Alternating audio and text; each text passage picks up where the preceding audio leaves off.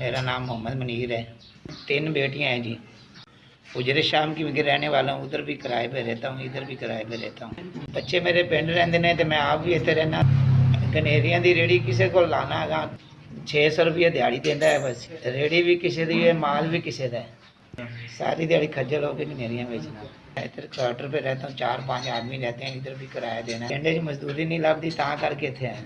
पिंड जाना कोई पैसे पूछे का आसरा नहीं, अल्लाह का आसरा यार। कोई 600 का कुछ नहीं बनता है, बच्चे पाला के आप पेट पाला। मेरे फोन आते हैं कि वो कहते हैं कि सानू कपड़े लैके दो, मेरे पास पैसा नहीं है, मैं कहाँ से दूँ। मैं पिंड वापस जाना है, मेहरबानी आपकी। हमने मुझे 5000 की मदद की है। आपको सेहत और तंदुरुस्ती अता फरमाए। आप इसी तरह के गरीबों की मदद करते रहें। मैं आप सबका बहुत शुक्रगुजार हूँ। अल्लाह आपके इदारे को तंदुरुस्ती दे। आप इसी तरह गरीबों की खिदमत करते रहें। जो आपने 5000 दिए है वो आपको भी मिल गया है।